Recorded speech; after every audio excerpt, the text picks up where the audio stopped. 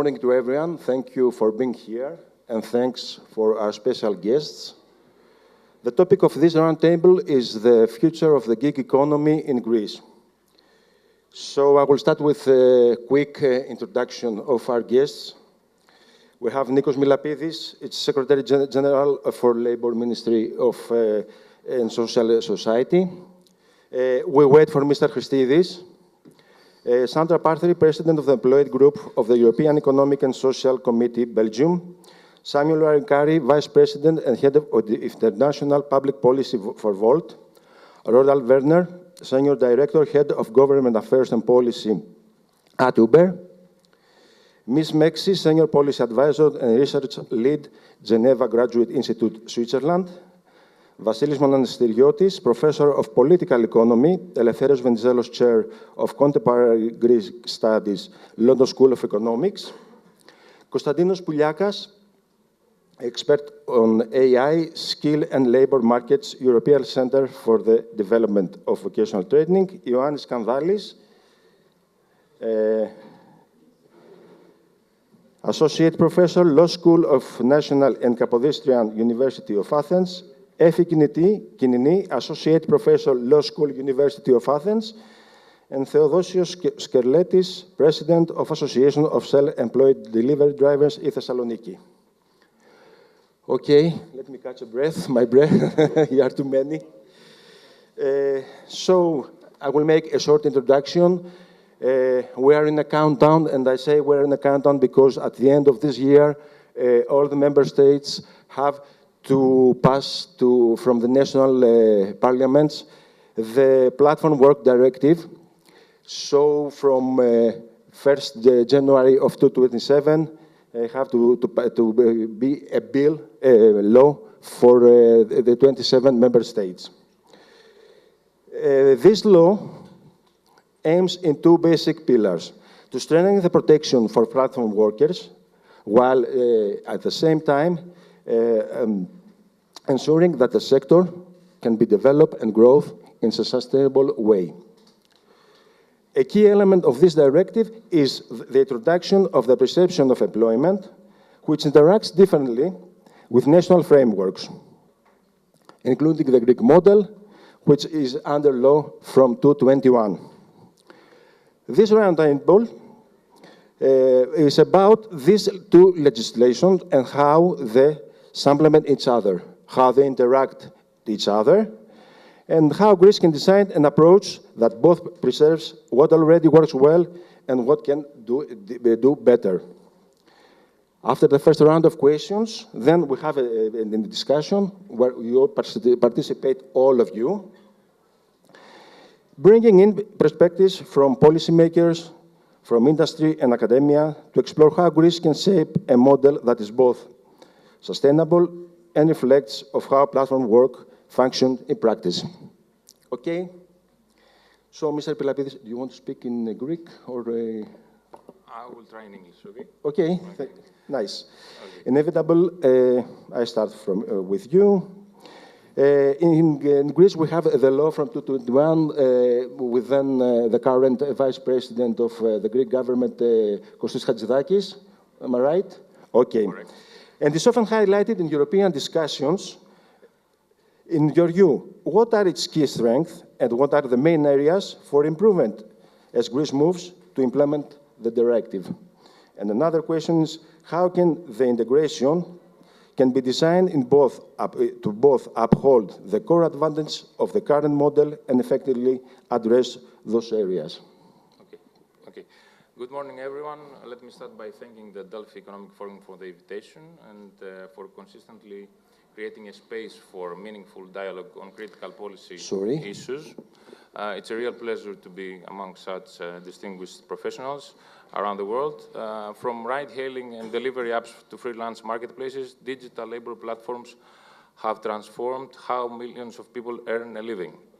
Globally, there are estimated to be over 160 million platform workers, with Europe alone hosting around more than 28 million gig workers.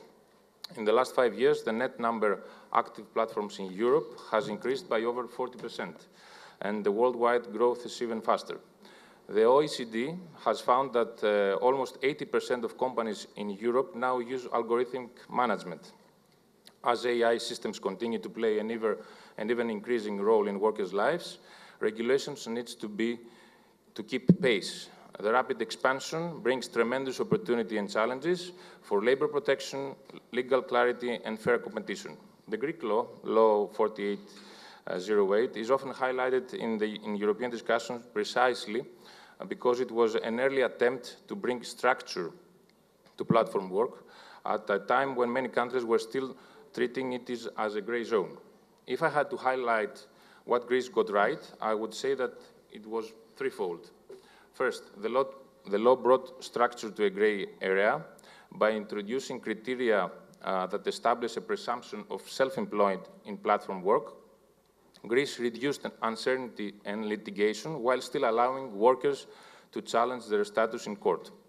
Second, it recognized platform work as a distinct form of labor, rather than trying to fit it into outdated categories, and also extended core labor protections. For example, platforms in Greece are required to ensure health, safety, and welfare standards comparable to those applicable to employees, even for independent contractors.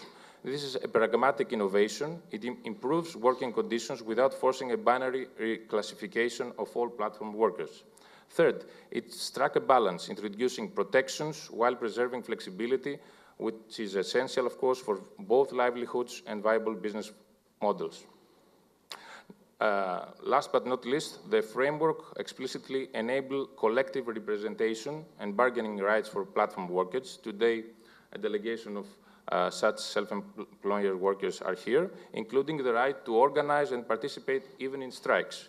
In a fragmented labor market, this is critical for balancing bargaining power and aligns with the spirit of the upcoming EU directive. Now, as Greece moves towards transposing the EU directive, the question is how to build on these strengths while addressing some clear gaps, trying to find a new equilibrium. Flexibility for genuine self-employment, predictability for businesses, and protection for workers, while proportionality, recognizing that not all platforms operate in the same way and are inspected in a similar way. Those are critical and crucial elements. The directive introduces a presumption of employment unless a platform can clearly demonstrate otherwise. Workers are considered employees. This is a major shift, and Greece will need clear operational criteria to implement it fairly and avoid excessive litigation. The standing law may require recalibration to align with EU law and avoid underclassification risks. Secondly, liability across subcontracting chains is another critical area. Many platforms operate through intermediaries. The framework must clarify who is ultimately responsible, the platform, the intermediary, or both, so that protections are meaningful and competition remains fair. Next, on the area where innovation meets regulation, algorithmic management, the way work is assigned, evaluated, paid, or terminated, needs transparency and accountability. Enforcement is also essential. Rules alone are not enough. Inspection and digital monitoring capacity must be strengthened to ensure compliance. Finally, worker voice and representation must be strengthened to make the system sustainable in the long term. In conclusion, Greece has a solid foundation. It should be refined, not replaced. The goal now is precision and clarity, clear rules on employment status, defined liability, algorithm transparency, strong enforcement, and of course, alignment with the EU directive. If we achieve this balance, this new equilibrium that we seek, Greece can become not just an early mover, but a model for Europe, showing how to combine innovation, flexibility, and protection in the rapidly evolving platform economy. Thank you very much. Mr. Akrivos, if you excuse me, I forgot you in the presentation. With us is Konstantinos Akrivos, Chief Financial Officer, eFood Greece, and Mr. Christidis. Okay. Mr. Lankari, there is often a debate which sometimes it turns in a battleground about the flexibility and the more traditional form of employment. Based on your experience across many markets, I believe, and the feedback you take from the workers. How do platform workers describe their preferences in practice? And more broadly, what does the sector need to continue growing in a sustainable way and in combination with the worker preferences, how this can be reflected in policy discussions as countries move into the implementation phase? Great, yeah. It's okay. Yeah, you can speak. perfect. It is on. Thank you, and I think like that's one of the most important elements in this debate is like the worker voice, what people want, like why do they come on these platforms, and what the value that they see in this type of work is. But before going into that, I wanted to comment on the 2021 law, because this morning we're sitting at breakfast at the hotel, and we're chatting with colleagues about like, the law is pretty good. It's like European best practice example, as you mentioned, provides for legal certainty for flexible work, but then built on top of that, adding protections like collective bargaining and health and safety obligations for platforms. So, and we generally, like as a company, been very supportive of the framework, think it's the right balance. Mr. Lonkari, if you can come a little closer to the microphone. Yeah, okay, thank you. So we're like, what is the actual impact of this law? So I went on our sort of internal data dashboard, pulled in numbers from June 2021, around the time when the law was passed, to April 2026, and then fed that with an AI tool and to pull in a chart. And basically what the data shows is that since the law was passed, we have created 14,000 new earning opportunities on the platform. So there are 14,000 people more using the platform for flexible income on our platform alone than when the law was passed. We have 6 times more sales for local merchants on the platform compared to when the law was passed. And we've seen an increase of 26% in the active time, so time on delivery earnings of the people who do work on the platform. So I think that these are very strong stats to show that the law has really worked. It has allowed the Greek platform economy to flourish while providing the type of flexible work that people want. But going back to your question, I think this is like, we're still a relatively young sector, so like 10, 15 years old. And also this type of work is still relatively young if you think of in the history of work, so to speak. So this kind of flexibility hasn't existed before. The idea that you can just take your phone whenever you want, log yourself online, and then once you're logged yourself online, can see what kind of tasks are being offered, then freely choose which tasks to accept and reject. You can work as little or as much as you want, whenever you want, and are completely free to reject all the tasks that are being offered to you or accept all of them, or a mixture of the two.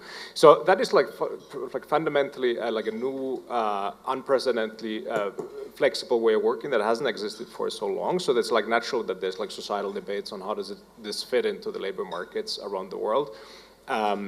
And whether it's something that people want to have as part of the labor market, and if yes, should it be regulated? If yes, how should it be regulated? And Greece is like, of course, has to partially already answer that question. But what we know, like across, so we operate in 45 countries around the world, out of which like 43 are outside of North America. And what we kind of notice that this is a genuinely global debate, but often like the one voice that is missing in the conversations politically or in the media is the voice of the people who use the platform themselves. And we feel like that's like very, very important to bring that out. And that's why we also put a lot of like effort into going to our career partners through focus groups, roundtables, get input on how they feel about things, but then also like through more quantitative exercises like survey results. And what we see is like a very, very consistent kind of outcome across all of the countries in which we operate in, where the primary reason why people come on these platforms is the flexibility. So that is like the driver. It is like considered a valuable contribution to the labor market rather than replacing other opportunities. Because of its flexibility, it's easy to combine with any other activity, whether you're a student, a full-time, part-time, whatever worker, you can come on the platform whenever you need extra income. And that's the primary driver of the demand for this type of work. And then when asked, like, obviously there are trade-offs. Big trade-off in most countries is that either you have a flexible form of working where you're an independent contractor, or you have employment that provides for better protections and more stability, but like no flexibility and full rigidity. Now, in kind of when confronted with that trade-off, what we see is very consistently a very big majority of partners preferring the flexibility of self-employment over the rigidity of employment. And in Greece in particular, the latest stat is that 94% of our career partners here prefer being self-employed and maintaining the current level of flexibility that they have. Thank you very much. Ms. Parthie, I come to you. How can European frameworks support both strong social standards and competitiveness, while also allowing different labor market conditions across member states, particularly as countries move into the implementation phase? Well, big question.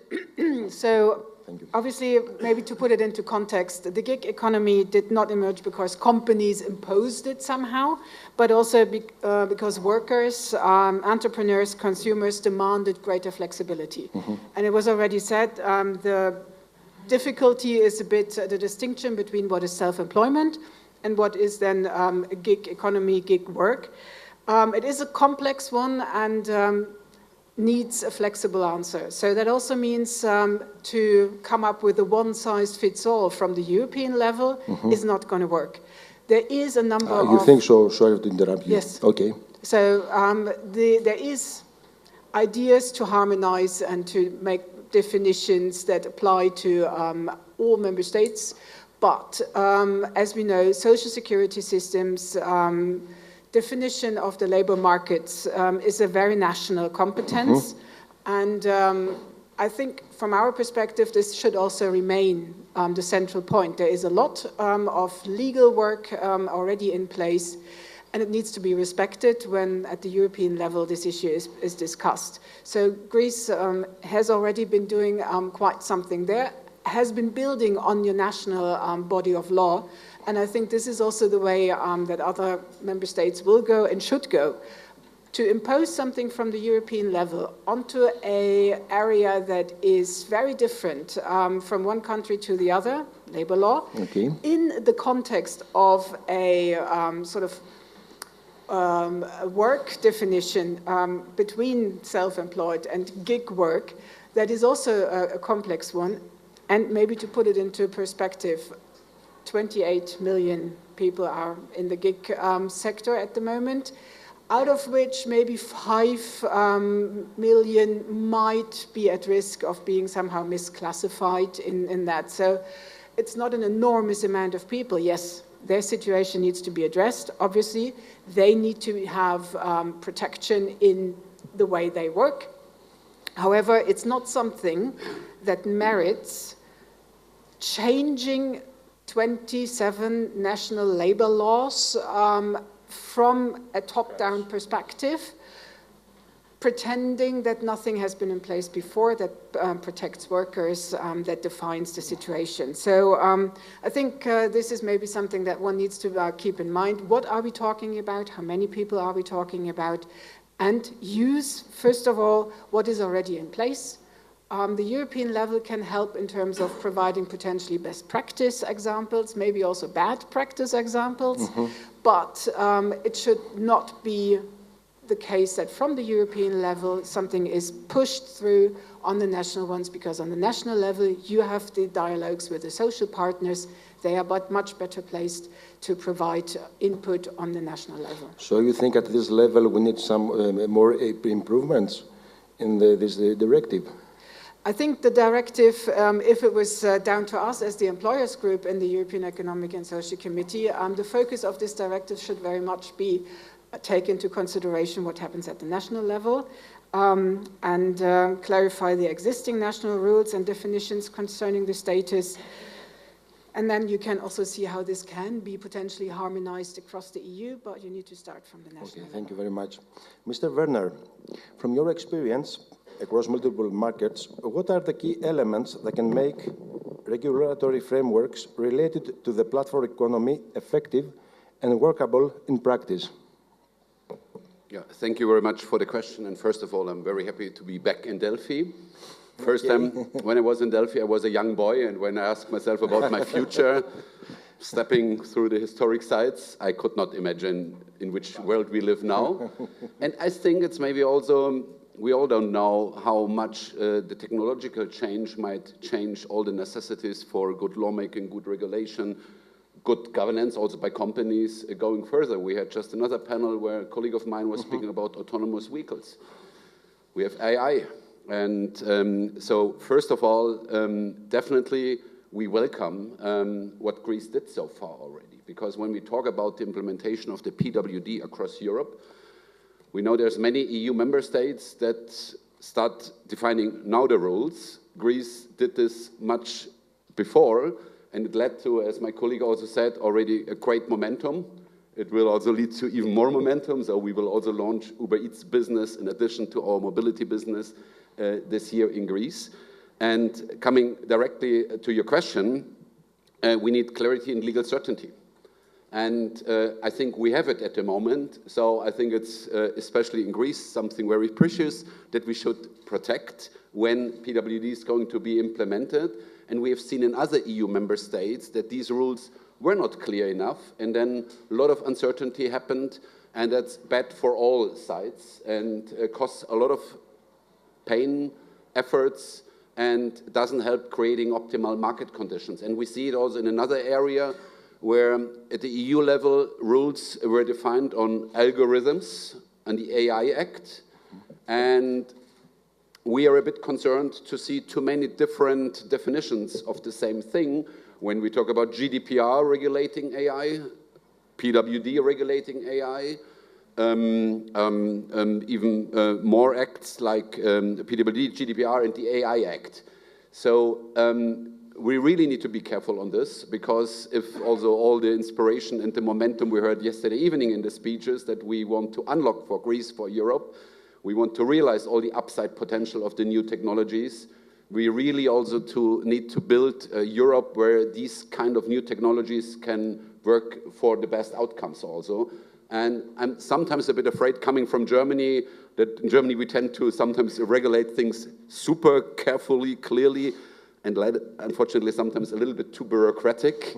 And that this leads then to a situation where these opportunities can be unlocked for our nations. Then we definitely need flexibility for different approaches, for different models. In some European markets, we have even hybrid models.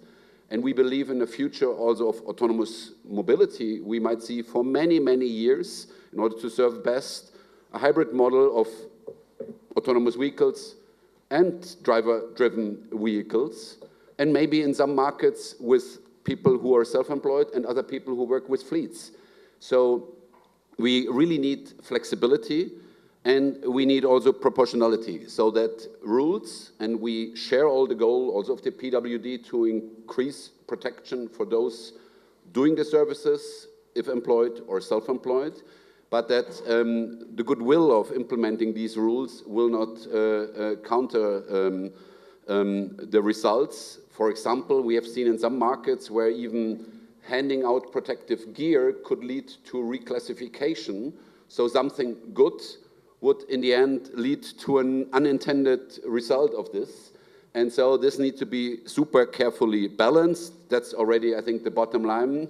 First of all, try to preserve as much of the good lawmaking that you did here. And we are very happy, and I think it's also extremely important here to have this dialogue of all different sectors and all different views, so to get the best outcome. Thank you. Thank you. Mr. Akrivos, I come to you. From your perspective, what are the key factors that would ensure the sustainability of platform models in practice when considering the integration of the Platform Work Directive in Greece, particularly in balancing costs, worker expectations, and business viability as new rules are introduced? All right. First of all, thank you for the invitation and being around this fantastic place. I think what I can add in the discussion is a bit the business view of... If you can a little closer. I can add the business perspective and what's actually happening, and I can tell from Greece. First of all, we welcome Uber Eats in the market, and what I can say from a industry perspective is that we're talking about an ecosystem. An ecosystem is actually 4 to 5 big elements, which is the platform, obviously. It's the riders, which we're talking about today.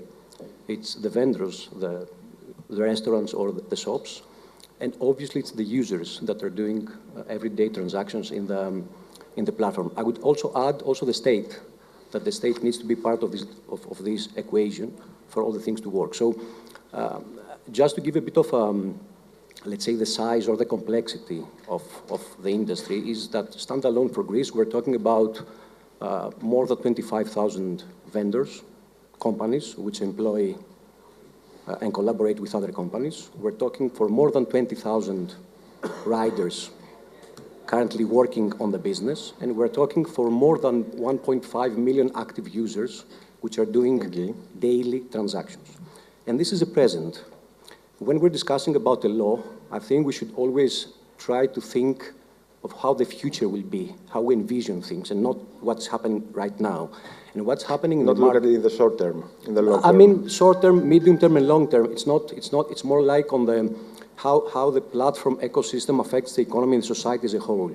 And what I mean is like that if you see the strategy of the platforms currently, and I don't want to speak on behalf of the competition, but I'm just trying to give an overview on the table, is that platforms are expanding beyond food business. So suddenly the user has the option of buying food, groceries, other local shops, bakeries, electronics, any type of consumer-related sector, which means that at some point in the coming years, the transaction volume and the day-to-day life that platforms are working with will be much higher. This is an expectation. I'm not saying that it will definitely happen, but it's a projection. So this is the one thing. And the second, which actually critical comparing to other sectors, is the on-demand element. So it's the element that we need now, something to be delivered. So this is the one part of the discussion. The second, which I think has to do with what we're facing and experiencing in Greece, is that we do have in place a law which is actually quite practical. And what I can say as a personal opinion is that when the law was designed and finally implemented, took under consideration the elements of the ecosystem. And I think this is a success of the law. It's not about addressing just the employees or not employees or the platform or not the platform. It's about addressing all stakeholders' needs. And I can tell you, because I've been part of eFood since almost inception, when initially there was no logistics or rider kind of service. And I can give you a bit of like the numbers shared before in terms of what has happened over the last 3 to 4 years since the new law was introduced. And both coming from internal work that we are doing with our riders in terms of communication, but also how we reflect numbers. I don't think that anybody can challenge that things, and especially for the Greek audience, if you think about like 5 to 10 years back, how delivery service was performed, I think we're talking about a completely more transparent environment, a completely more structured with clear rules in terms of working, and I'm quite positive and sure that it's materially more beneficial for all the stakeholders. And when I'm saying all, I mean all. Employees / riders, platforms, vendors, users, and the state as part of this ecosystem. So going now to the EU directive and how this will be introduced in the local legislation, I'm quite happy that I'm part of Greece in the sense that there is a basis, and there are, we do have in place something that we've seen it working on the field. So it's not like that we're experimenting. There are always area for improvement and additions. And, at the end of the day, apart from our professional position, we're all individuals. And obviously, we're in favor of improvements in the day-to-day life of every part of the discussion. So I think that Greece is in a quite lucky position of having experience, data, and factual understanding of how things are working. I think there are things that maybe need to be improved, but the main thing which I would ask for is that, first of all, platforms need to be part of the discussion, because platforms are one equal part of the ecosystem as the rest of the parts. And the second is that we need clear and transparent criteria so that all parties can work as it already did. Thank you very much. Thank you. Mrs. Mexi, I come to you.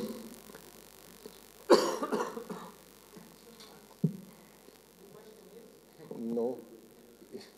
The question is to open the mic. Okay, thank you. Excellent, thank you. What are the main aspects policymakers should consider to ensure that frameworks for platform work are both effective in practice and deliver balanced outcomes for workers, businesses, and the broader economy? Okay, big challenge. I will be brief. I would like to focus on 4 policy pointers that we usually encourage policymakers to implement, but these, of course, are generic, and every country, every member state need to make them more country-specific. So 4 factors, I would say. First, as it was mentioned, clarity of employment status and responsibilities.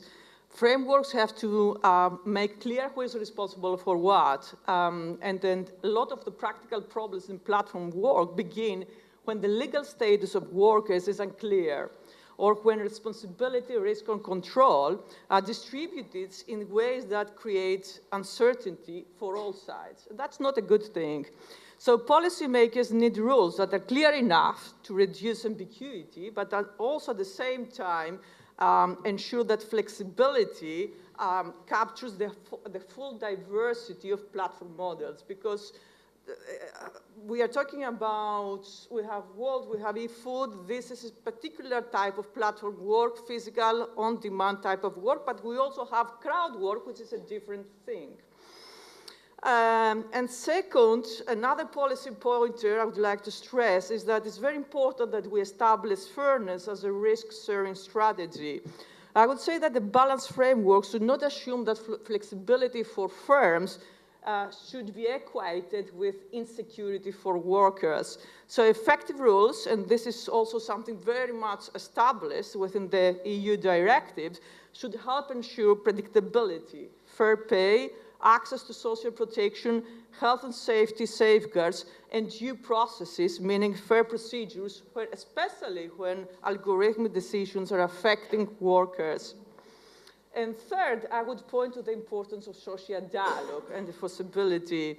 What I have seen in conducting research all over the globe, in different regions, even countries, is that good frameworks are not only about formal rights on paper, but they also need institutions that make those rights effective and make those rights workable in practice. So that means enforcement capacity, strong labor institutions, labor inspectorates, but also channels for worker representation, business representation, collective bargaining, and dialogue between social partners.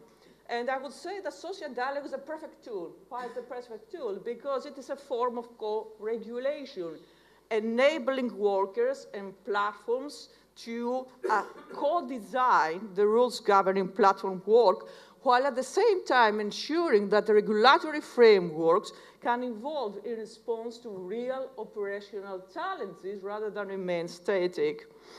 And a 4th policy pointer I would like to stress, we usually encourage policymakers to embed the platform economy within the wider economic models.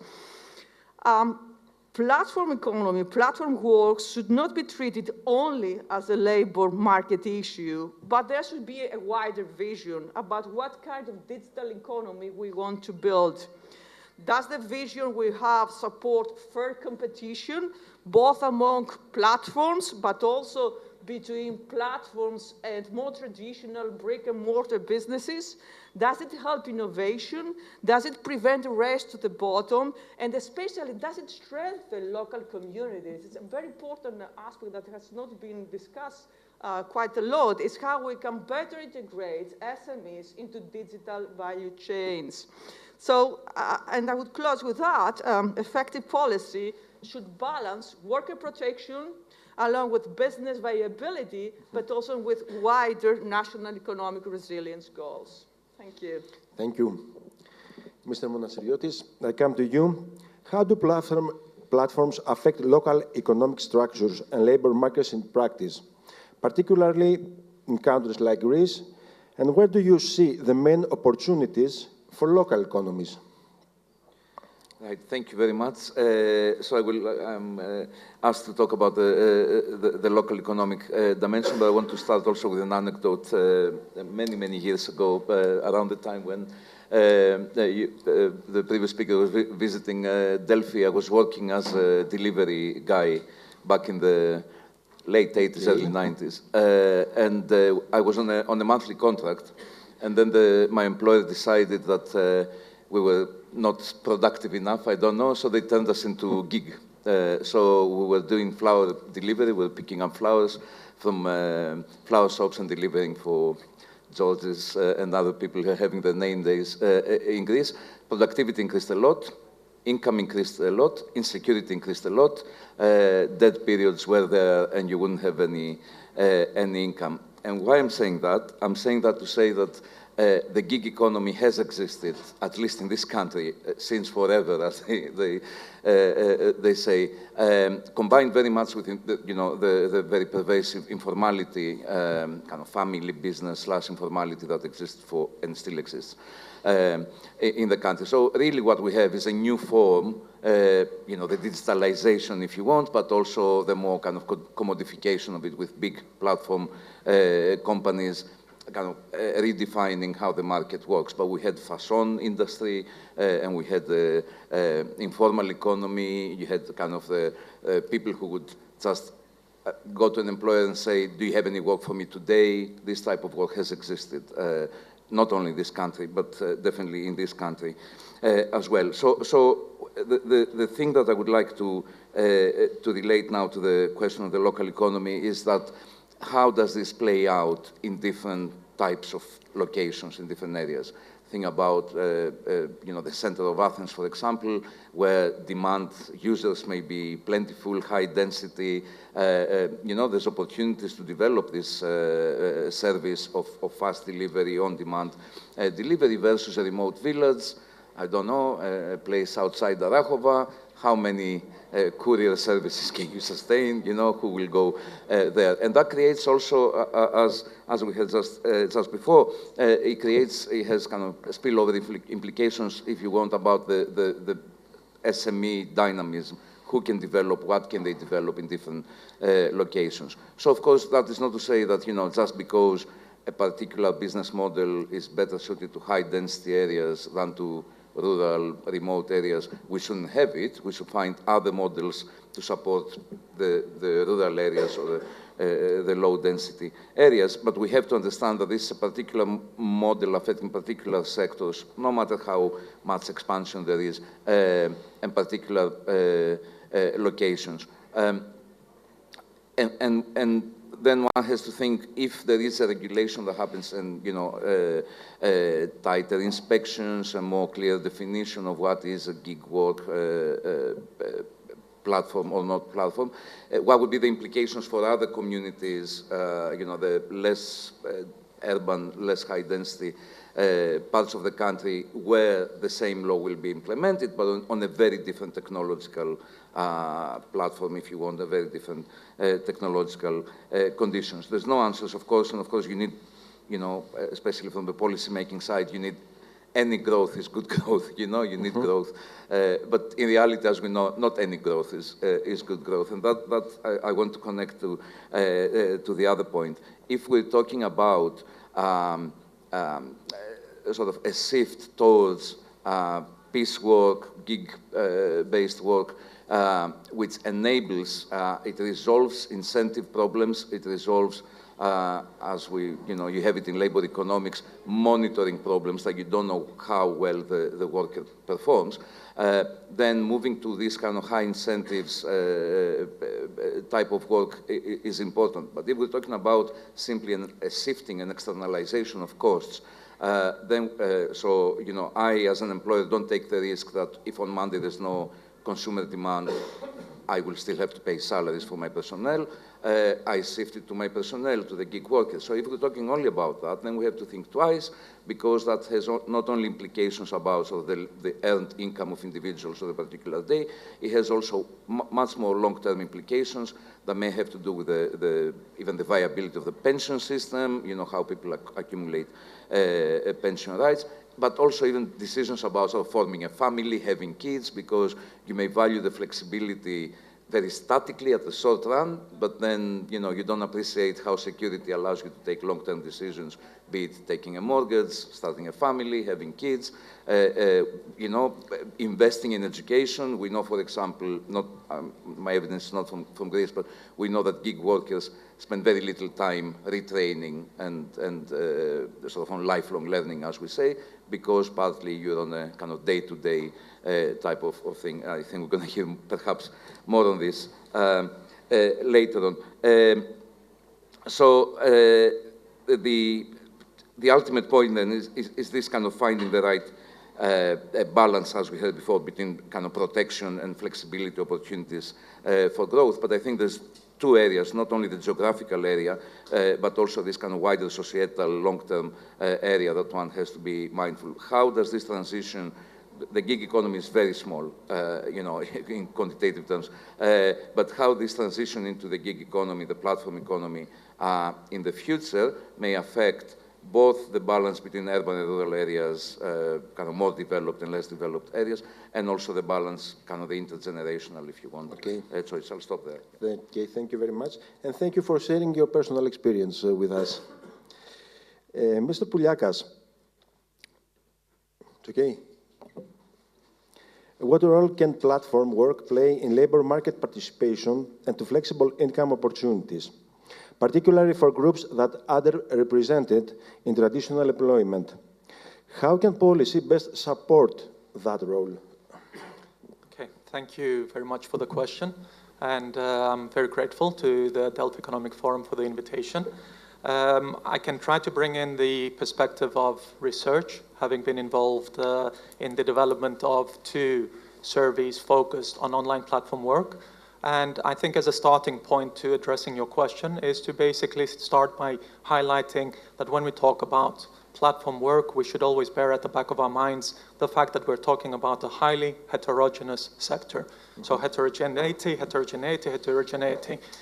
We're talking about crowd work, we're talking about differentiation even within crowd work. You may have online freelancers, but you may also have people engaging in online micro work. We're talking about gig work and, of course, independent freelancing and so on and so forth. But to answer your question about if the platform economy is providing or can provide increased access and labor market participation to underrepresented groups, we can start by highlighting why should be the case, what are the expectations of why the platform economy may facilitate better reintegration of excluded groups into the labor market. And obviously there's high promise and a lot of good innovation in the sector. So for instance, the argument typically has been that people who have faced traditional employment barriers now, by using the online platform economy or the gig economy, for instance, they can rely on a system of credentialism of their skills rather than on relying on traditional academic qualifications, as would have been the case in the more formal economy. Or there is the argument with algorithmic matching, it can be possible that people can showcase their skills in a more efficient manner and therefore find potential clients in a more efficient capacity. So in theory, by using online platform work, there is promise of overcoming traditional barriers in location, barriers in linguistic issues, education, gender. Disabled people, for instance, could potentially use this medium to enter into the labor market. So I think, we need to acknowledge and recognize the high potential of the sector. What is the reality in terms of data?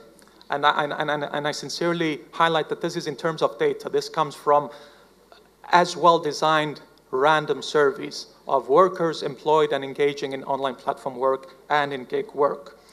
What we can see is that indeed, around 4 in 10 people who are engaging in the platform economy tend to come from what we would call underrepresented groups. So people who have been previously inactive, unemployed, disabled, students who also use the gig economy as a medium of trying to enter into the labor market. And there is also some evidence that people who tend to be mismatched in their current employment also try to use the platform economy to try to search for alternative opportunities. And very importantly, to try to develop new skills and create their own businesses, for instance. Having said that, however, there's also a lot of evidence of, and this is, I think, something that many people who study the digital economy acknowledge, that many barriers and traditional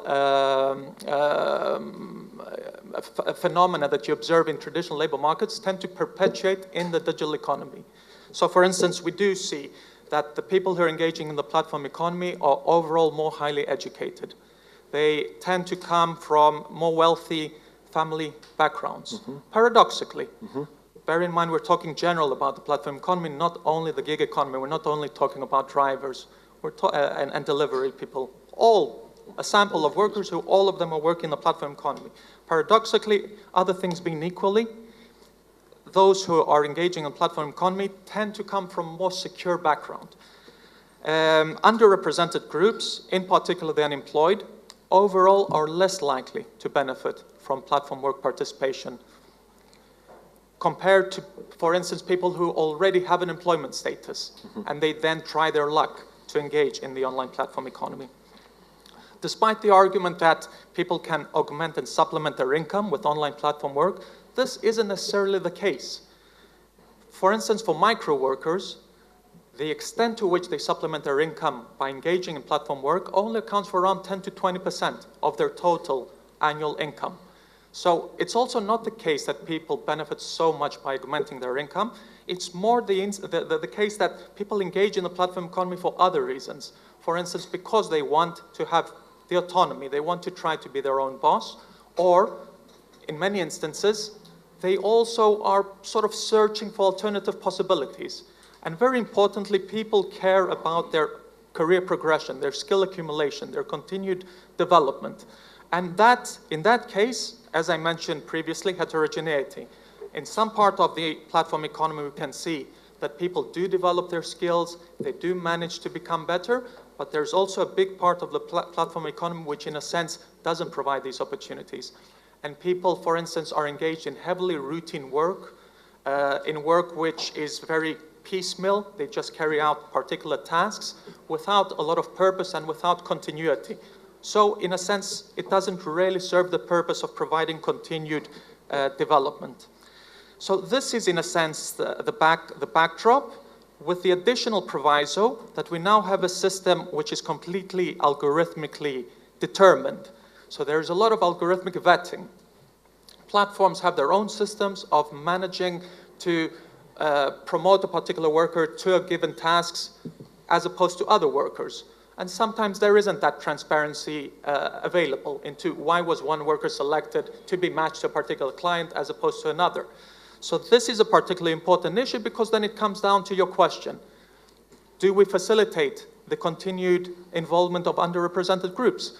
And the answer is that in some cases we see that this is not the case because typically more successful platform workers thrive in the platform system as opposed to people who are trying to enter into the system, in particular new entrants.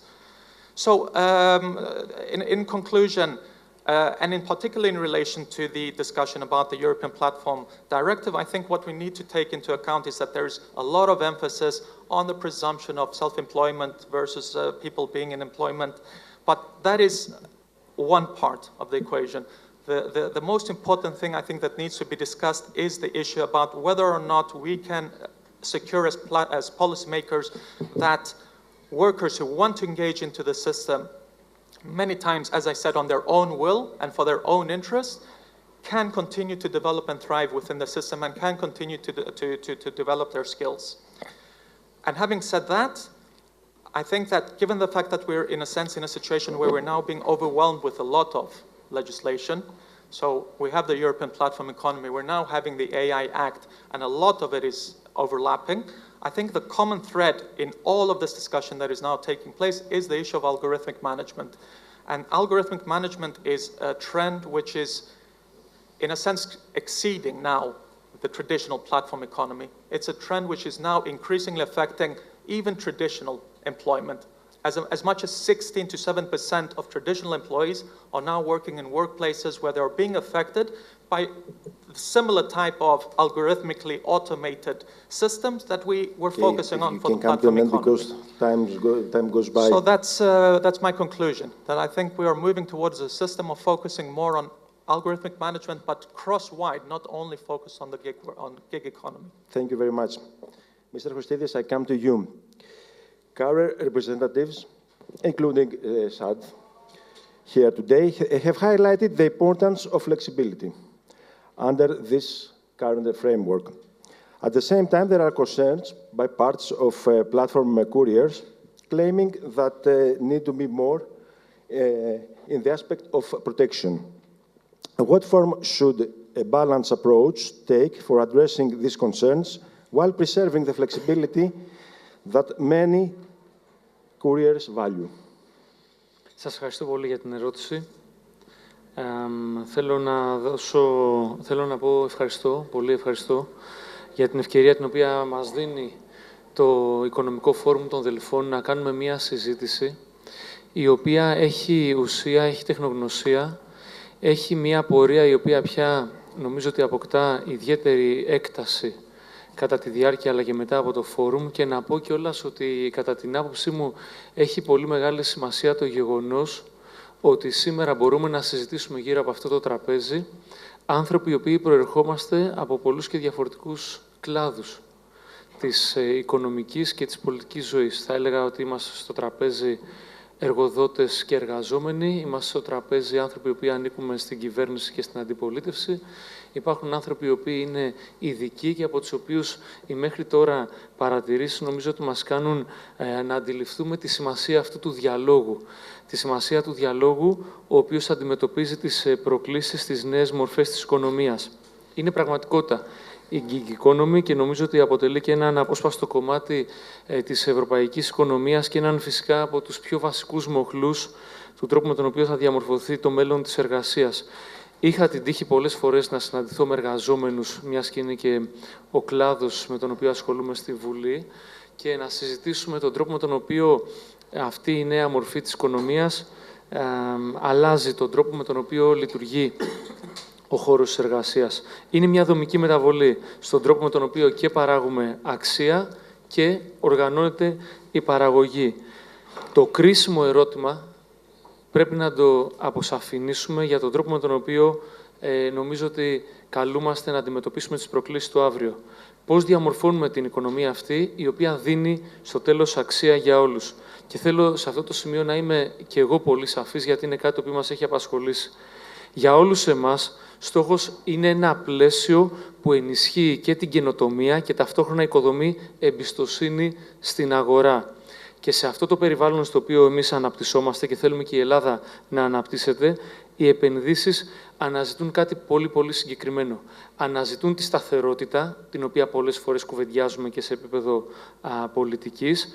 Αναζητούν την προβλεψιμότητα, δηλαδή τον τρόπο με τον οποίο η οικονομία μας θα μπορεί να λειτουργήσει τα επόμενα πολλά χρόνια. Αναζητούν και τους καθαρούς όρους στο παιχνίδι, τους κανόνες μέσα στους οποίους μπορεί ο καθένας να αναπτύσσεται, και ο εργαζόμενος και ο επιχειρηματίας. Και θα έλεγα σε αυτό το σημείο ότι οι οικονομίες που προσελκύουν τις σοβαρές πλατφόρμες δεν είναι εκείνες οι οποίες ξεχωρίζουν μόνο για το κόστος τους, τη φορολογία τους, τα κίνητρα ή τα αντικίνητρα τους.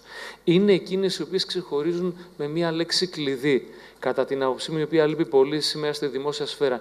Είναι η λέξη εμπιστοσύνη. Αυτό το οποίο θα ξεχωρίσει τις οικονομίες του σήμερα και του αύριο είναι η εμπιστοσύνη. Και εδώ, κατά την άποψή μου, βρίσκεται και η ευκαιρία για την πατρίδα μας. Να αξιοποιήσουμε τη συγκυρία και να διαμορφώσουμε ένα παράδειγμα, ένα πρότυπο που συνδυάζει και την ανταγωνιστικότητα και την δικαιοσύνη. Σε αυτό δεν νομίζω ότι χρειάζεται να ανακαλύψουμε μόνοι μας κάτι. Υπάρχουν πολύ καλές ευρωπαϊκές πρακτικές, διεθνείς πρακτικές, και νομίζω ότι και η Ευρωπαϊκή Ένωση έχει δώσει δείγματα μιας ισορροπίας στην οποία και εμείς μπορούμε να την ακολουθήσουμε. Δίνει το τεκμήριο της εργασιακής σχέσης όταν συντρέχουν συγκεκριμένα κριτήρια. Δίνει την διαφάνεια στον τρόπο με τον οποίο λειτουργούν οι αλγόριθμοι, και είναι κάτι το οποίο μας απασχολεί, το άκουσα και προηγουμένως να μπαίνει στη δημόσια συζήτηση, και είναι και η βασική προστασία για όσους εργάζονται στις πλατφόρμες. Αυτό είναι ένα μοντέλο το οποίο συνδυάζει τις ευκαιρίες, την ευελιξία και την ασφάλεια. Και είναι προφανές κάτι το οποίο δημιουργεί και συνθήκες μιας δίκαιης και βιώσιμης ανάπτυξης. Έχω την εντύπωση, αυτό είναι το οποίο νιώθω ότι γύρω μας διαμορφώνεται, ότι η Ελλάδα έχει την ευκαιρία και τη δυνατότητα να κινηθεί και ακόμα πιο γρήγορα και ακόμα πιο αποτελεσματικά προς αυτή την κατεύθυνση. Και πιστεύω ότι η Ευρωπαϊκή Οδηγία, αλλά και δικές μας άμεσα αρεαλιστικές και εφαρμόσιμες παρεμβάσεις μπορούν σε αυτό να συνεισφέρουν.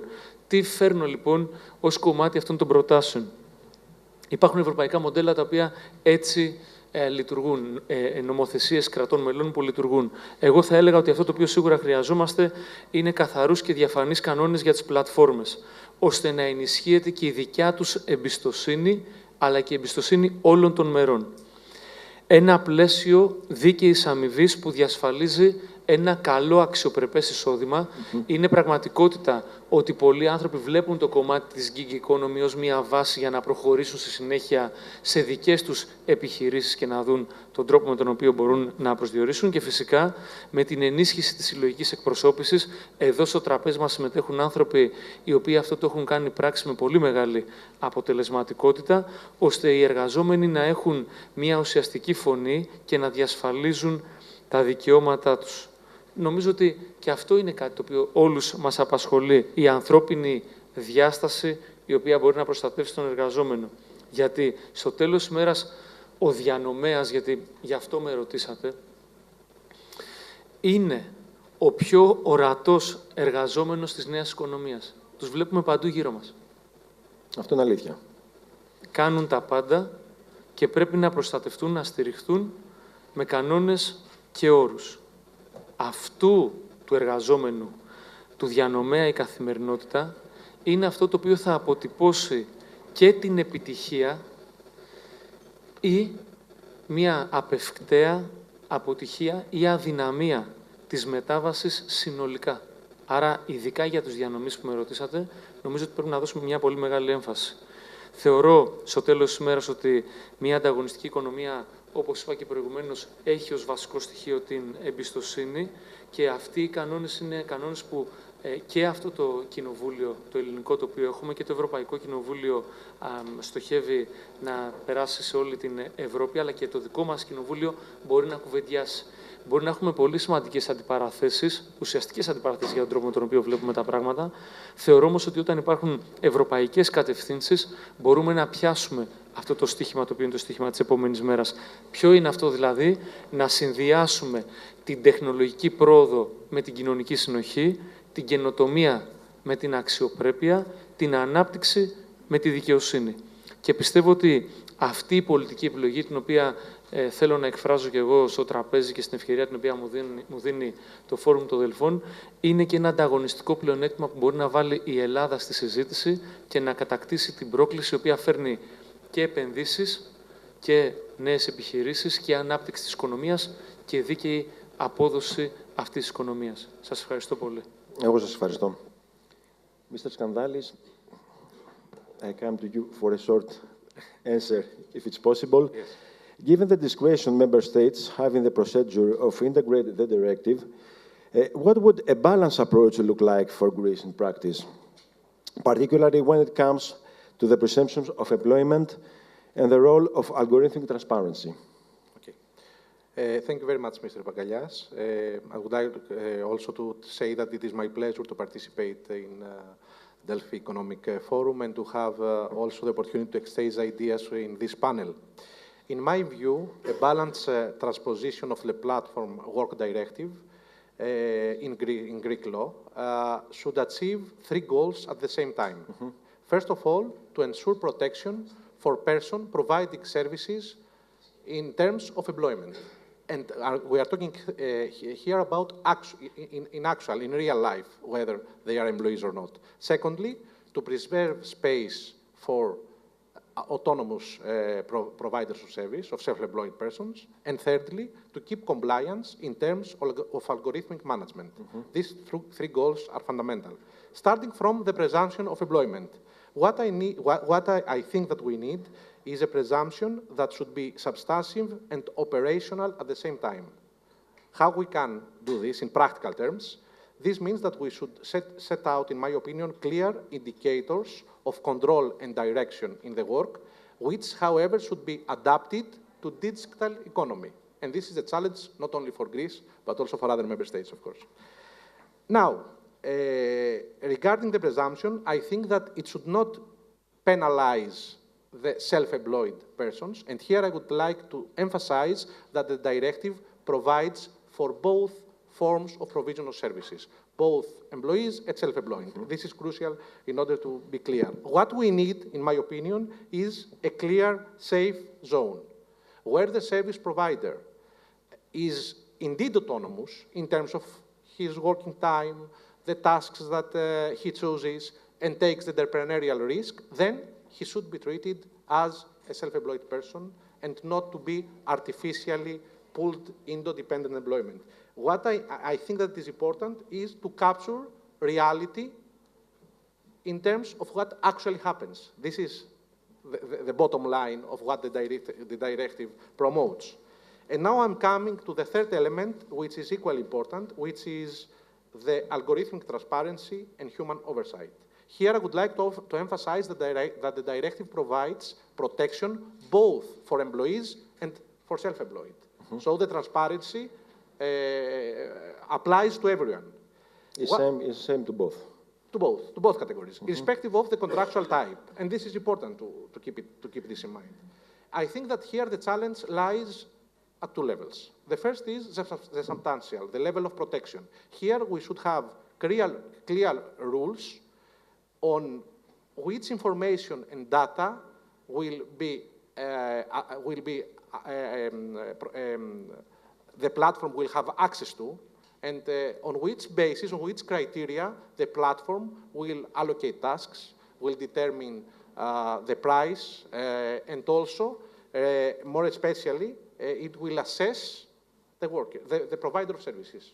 And in the worst case scenario, the criteria on which maybe the deactivation of the account might take place. So this is the one end of the spectrum, to have clear criteria, data, and information that will be accessible by the platforms, and also to be in the knowledge of the providers. But also we have a second level equally important, which has been underlined during our discussion, which is the monitoring.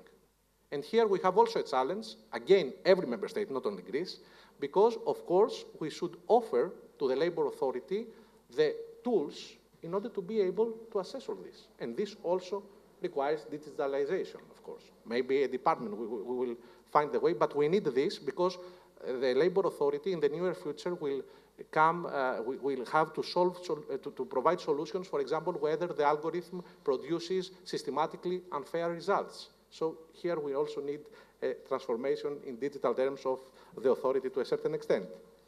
And in order to be brief, I would close with this point. I think that the transposition of the directive is a challenge, not only for Greece, but for every member state, because we are trying to find solutions to issues that labor law is not traditionally familiar. However, if we are successful in this task, I think that we can achieve something major and important, which is the creation of a platform economy that competes on quality and institutional credibility, rather than on the unfair compression of social protection.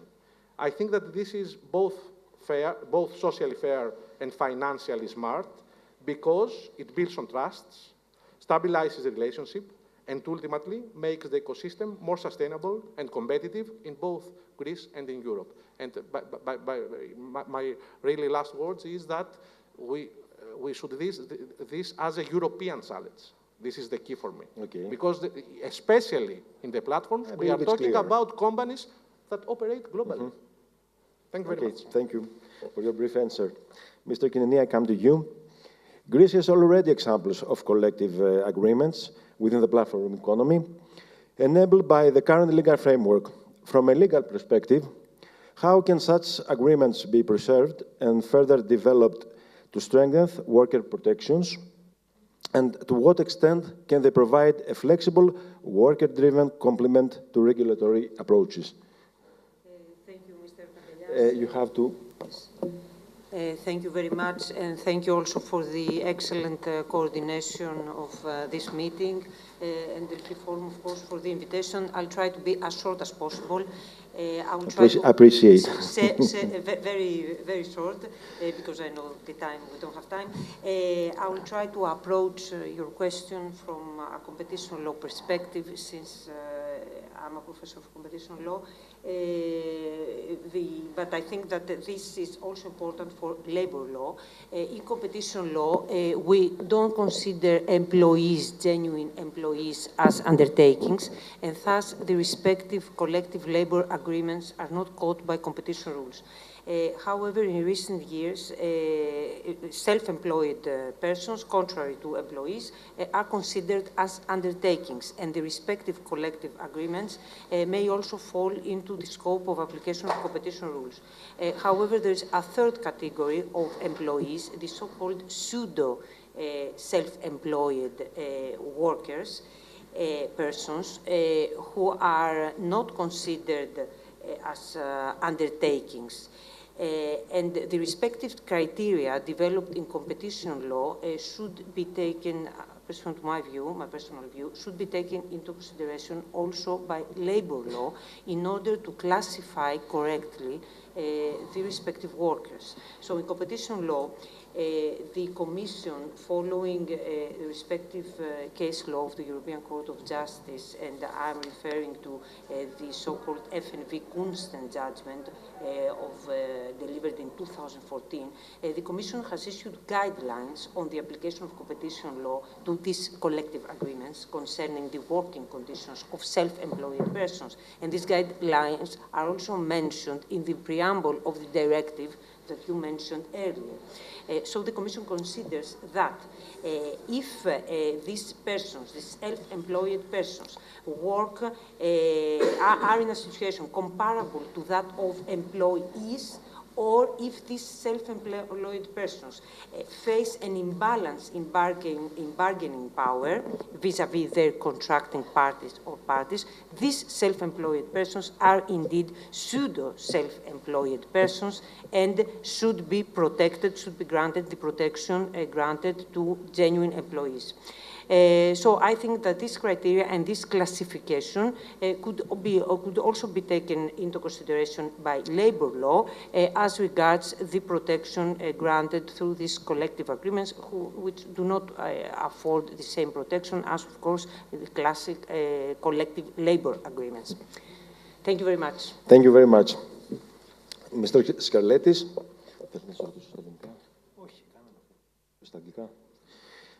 Last but not least, because you represent those who are affected from all this discussion that we have.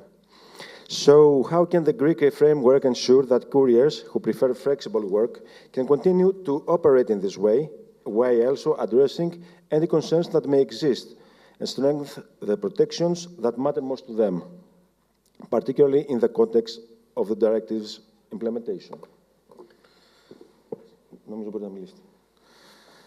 Καταρχήν, σας ευχαριστούμε πάρα πολύ για την ερώτηση και την πρόσκληση που μας δίνει τη δυνατότητα να πούμε τις ανησυχίες μας και τις σκέψεις μας. Εδώ σε ένα πάνελ που υπάρχουν παράγοντες από την κυβέρνηση, την αντιπολίτευση, τις εταιρείες που συνεργαζόμαστε και ειδικούς οι οποίοι θα ασχοληθούν με εμάς, στην ουσία. Εντάξει, η θέση του σωματείου μας και η συντριπτική πλειοψηφία των συναδέρφων με τους οποίους έχουμε τριβεί κάθε μέρα είναι ότι θέλουμε να διατηρηθεί η μορφή εργασίας η οποία σήμερα έχουμε, το freelancing δηλαδή. Είναι μια καλή ευκαιρία η ενσωμάτωση ευρωπαϊκής οδηγίας στο ελληνικό δίκαιο να δώσει μια συνολική λύση στα προβλήματα του κλάδου μας και δεν αναφέρομαι μόνο στα ό,τι αφορά το θέμα του Υπουργείου Εργασίας, αλλά και τα φορολογικά μας, γιατί έχουμε και εκεί θέματα.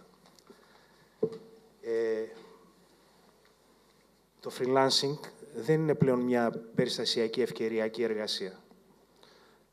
Ήρθε στην Ελλάδα για να μείνει μέσω της ψηφιακής οικονομίας. Απασχολούνται δεκάδες χιλιάδες άνθρωποι στην Ελλάδα και άλλες πολλές χιλιάδες έχουν κάνει αίτηση για να μπουν στον χώρο.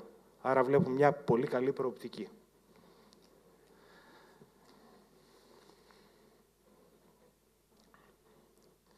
Εμείς που έχουμε άμεση τριβή και με την αγορά και τους επιχειρηματίες αγοράς, βλέπουμε ότι πλέον το παλαιό μοντέλο διανομής τείνει να καταργηθεί. Δεν τον θέλουν και οι ίδιοι οι επιχειρηματίες στην αγορά.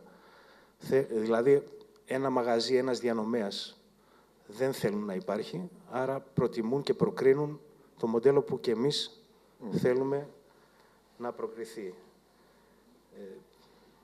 Υπάρχουν λύσεις.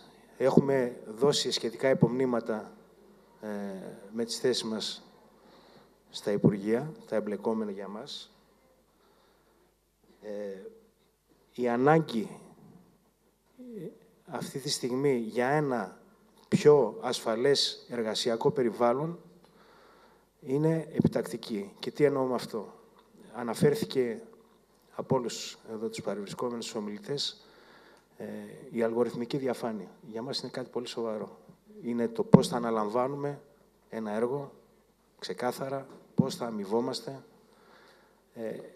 προστασίες για την ατομική μας ασφάλεια.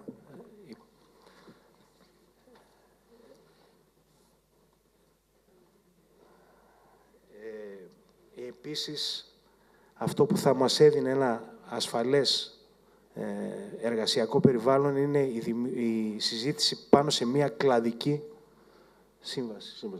σύμβαση εργασίας. Αυτό εδώ πέρα, με την αρρωγή του κράτους, αλλά και τους ανθρώπους οι οποίοι είναι συνεργάτες μας, είναι επιτακτική ανάγκη. Ναι, μεν έχουμε εμείς σαν σωματείο πετύχει μια πολύ καλή συμφωνία πέρσι με μία από τις εταιρείες συνεργάτες μας, τη Volt, αλλά πάνω σε αυτή τη συμφωνία πρέπει να δουλέψουμε, να τη βελτιώσουμε και να δούμε τι προοπτικές υπάρχουν για να έχουμε ένα πολύ ασφαλές εργασιακό περιβάλλον στο μέλλον. Γιατί αυτή, όπως σας είπα, η μορφή εργασίας δεν είναι πλέον περιστασιακή. Για μας είναι το μέλλον μας και εκφράζουμε, σας είπα, τη συντριπτική πλειοψηφία των συναδέρφων, η οποία, έτσι όπως το βλέπουμε εμείς, είναι γύρω στο 90% που θέλει να παραμείνει αυτό το μοντέλο εργασίας. Σας ευχαριστώ πολύ. Εγώ σας ευχαριστώ. As we don't have much time, Mr. Skeletis, as General Secretary is here, maybe you want to make a question to him.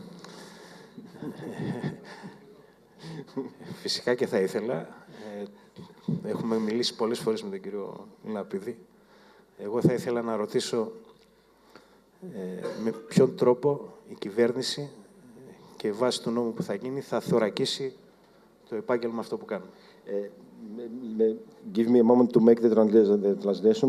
So, Mr. Skeletis asks Mr. Lapidis how the government will secure the framework of work.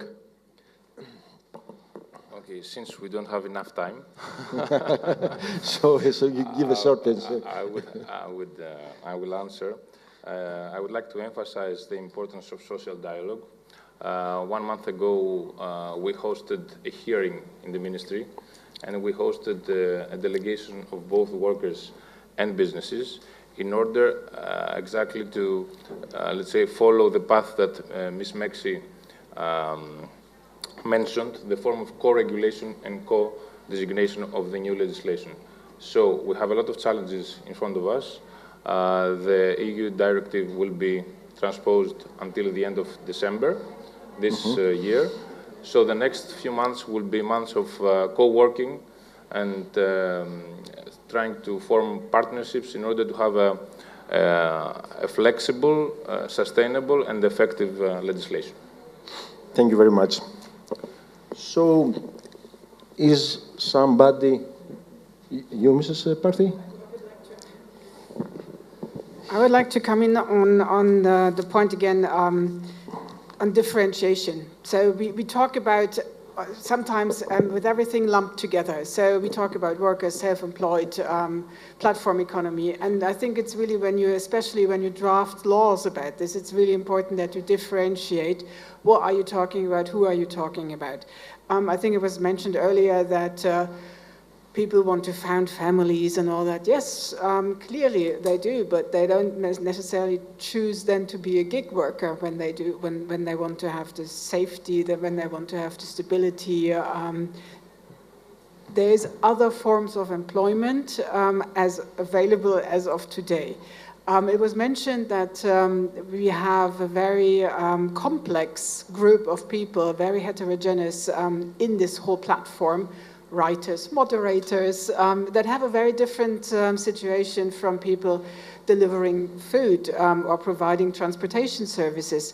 So the challenge really is, how do you target those who have a bit of a problematic status, while not sort of destroying the situation that is working for a lot of other people. And this is, I think, where it really becomes important to be careful. Who do you try to regulate? What sort of section of this platform work you actually try to target, so not as to, you know, put out the baby with the bathwater, as we say in German. So you have to be really careful in not destroying the working system, not trying to find solutions for problems that actually don't exist. Yeah, indeed, you know, focus on the things where you see a problem and target those. To then come with this really big sort of baton of European directives, European laws, etc., might not be the best possibility, it might not be the best approach. Maybe you rather need your scalpel, and you have to be very targeted in your approaches. Does anyone want to make a comment? Yes, yes, of course. As you raise your head. Since I'm at school, since I teach European political economy at LSE, I have to pick up the point. I mean, we had the point earlier that, of course, you know, the business, the technology is global, the business is global. If you're, you know, a small regulator, if you want a small country, you won't have either the ability or the power to necessarily go with effectiveness. I take the effective regulation. I take the point that, you know, it's nice to have different systems because you learn from best practice, and diversity is good in that regard, but also unity and cohesion and coherence is also very important, especially in a context where Europe is facing big challenges, the new geostrategic, you know, realities. To allow variation in sort of fundamental employment rights may be more dangerous than the gains we will have from economic efficiency if we allow variation on the systems. And I want to emphasize that, of course, the legislation is not only for the current workers, because once the legislation is in place, nothing forbids, let's say, a private school to say, I'm going to have gig teachers who are going to be specializing, come in on a Monday, 9 to 10, teach this course, then go to the other school on Tuesday and whatever. And maybe that's very efficient, statically. Maybe long-term it's not at all efficient, because we have an education system which is built not only on passing knowledge, AI can do that, Google Scholar used to be able to do it. It is also about sort of building a learning environment, building relations. Maybe for delivering my pizza, this is less important, but for educating my kids is more important. So the legislation has to also anticipate what happens. It's not only what it regulates what exists now. Okay, Mr. Werner? Yeah, and I can just also agree with what was said before, that I think safeguarding the flexibility that you have built for Greece, I think is key. And I also think, having also worked once in Brussels, Europe is very diverse. Yeah? Every country is different, every culture is different, and you have, in some parts of the service industry, very seasonal business, partly in many islands, in many rural areas. Sorry to interrupt, it's a broader problem for the European Union. It's not in the labor market. Yeah, and no, but that's exactly the case, because, you know, if you have one regulation that might be good for the big cities, it can be extremely harmful for the rural or the even more remote areas. And so when we see we want to unlock the potential of platform economy for, you mentioned the retailers, the small and medium enterprises were mentioned by you, we really need to have it as flexible so that we can really also spread these services also to other places than Athens and Thessaloniki. And that's what we have seen in other markets, and therefore we can really just encourage to do this. Okay. May I ask something? You, Mr. Werner, and you, Mr. Larunkari. Right now, at this moment, as we speak, how many is at your service globally? Do you have a picture? How many are at your service right now, globally? I can't say right now in the second, but I know that on our platform globally, we have 10 million earners. And you? How many? Okay. So, as we come closer to the end, can we say that after 1st January of 2027, it's a milestone, it's a turning point for the labor market, or it's just a normal evolution, to be more specific? We are on a transition period, for sure. In general? In general and specifically, forever. Okay. Yes. I think that the important dimension is that the law should be adaptable also to other types of platforms. This is very important because we know delivery, but we might have software, high-skilled platforms, IT platforms, regarding professors, or even medical platforms in some countries that exist. You have an online interview. I would not be safe to have a doctor through a platform, but it may be a case. So it is important the law to be adaptable. A wider point that I would like to mention, because part of our discussion is what happens with the distinction between employees, self-employed person. This does not only concern the platforms, but maybe at some point we should consider the issue whether we need an intermediary category. Because the system as it is now, it is either employee or self-employed. In some countries, there is also another category, the so-called economically dependent self-employed persons. We are talking about genuine situations of self-employed, however, who are vulnerable. And there is some parts of protection also applying to them. So it is a third solution, not the all or nothing system, because now what is the system? You are an employee, you have every aspect of protection of labor law, or you are a self-employed person and you are outside the labor law. So this is a general discussion that at some point, it is not on this topic, but at some point, I think, because the distinction and the boundaries are becoming blurred sometimes, it could offer a solution. However, it needs a lot of discussion and implementation. In Germany, for example, there is. In Italy, there is. In Spain, there is this category. In the UK also. In the UK. In the UK, workers. The workers are this category. We have employees, self-employed, and workers. So we can see this form of employment in the more traditional sectors, yes, like heavy industry or manufacturing. Possibly yes. Possibly yes. Here, the key point is the criteria. How you will define such a person as economically dependent self-employed person. But something. Yes, I think it was very clear at this roundtable today. So, one last and the final comment from anyone of you?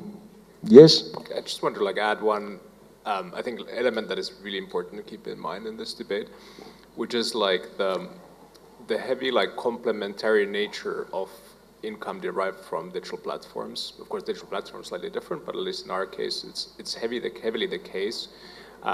So our career partners in Greece, for example, use the platform in average for less than 10 hours a week, and really use it as a supplementary source of income, not as a main source of income. And usually when I go and visit one of our countries, I insist on having a sort of career roundtable, meeting some of the local partners to understand how we fit into their lives. And so you get to meet a lot of fascinating people in their stories and understand why are they using our platform and for which purpose. And no story is the same as the other one. So people come for a variety of backgrounds, for variety of reasons on the platform. We're going to retired people who come on the platform to supplement their pension, or students who work between exam weeks, or then people who have suddenly emerging needs that, in addition to the main job, then come on the platform to get supplementary income. But never have I met a person in this roundtable saying well, this is what I am intending to do for the rest of my life, right?